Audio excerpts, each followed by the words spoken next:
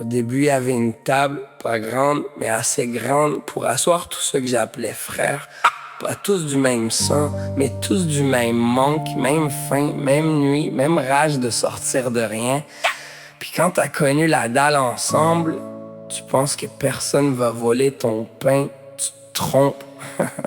Les autos tournaient lentement, même fort dans le rétro. Le réseau devenait trop gros, même le silence parlait trop. J'avais la police dans les miroirs, la pression collée dans le dos. Mais je regardais toujours dehors sans voir ce qui poussait sous la peau. Alors j'ai mis mes frères autour de la table, des gars solides, des gars capables. On partageait les risques, les nuits, les comptes. On pensait rendre l'impossible rentable.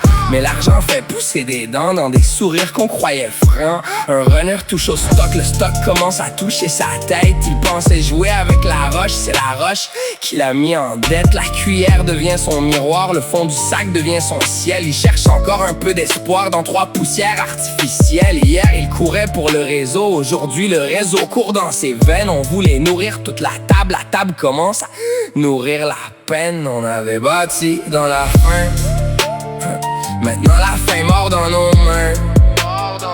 On voulait tous une part du pain, on a fini par couper dans les liens.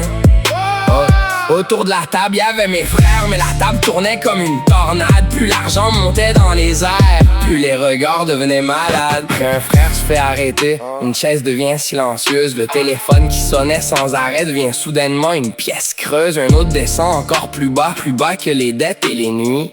Celui-là revient pas, et l'argent paraît petit. Une chaise vide pour l'arrêter, une autre vide pour l'éternité. Tu regardes la table se vider pendant que les poches restent pleines à craquer. Les plus vieux touchaient presque jamais au poison. Tête froide pour tenir la maison, un peu de gazon pour ralentir la pression. Parce qu'un capitaine perdu fait couler tout le pont. Mais y a toujours un voleur, pas nécessairement masqué. Parfois il connaît ton numéro, ta mère, ton histoire, ton quartier. Il prend tes contacts et porte tes chemins. Pense qu'un raccourci lui donne ton destin. Mais voler une clé t'apprend jamais à bâtir la maison. Et voler une route te donne jamais la direction. On avait bâti dans la faim, maintenant la faim mord dans nos mains.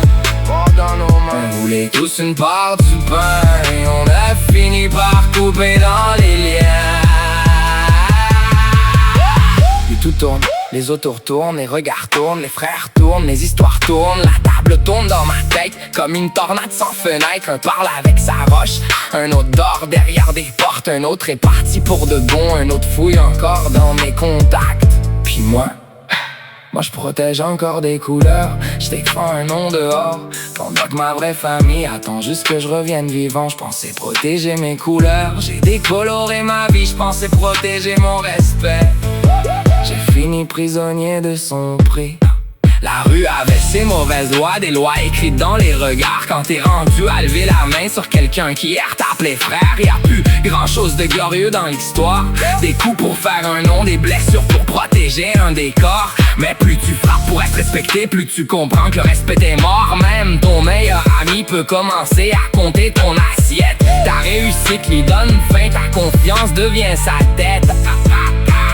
Hier sa main était sur ton épaule, demain elle fouille dans tes poches. L'argent rassemble les affamés, puis apprend aux affamés à manger leurs proches. Un soir, je regarde autour de la table, je vois plus des frères, je vois des conséquences. Une roche, une chaise vide, un contact volé, un silence. Ma famille m'attend en maison, moi j'étais encore là à défendre une table qui avait déjà commencé à nous enterrer. J'avais peur des autos dehors, j'avais peur des gyrophares, j'avais peur des portes, j'avais peur des regards. Mais le vrai danger était pas toujours dehors. La chute était déjà assise à ma table, et la faim qui nous avait réunis avait appris à nous manger un par un.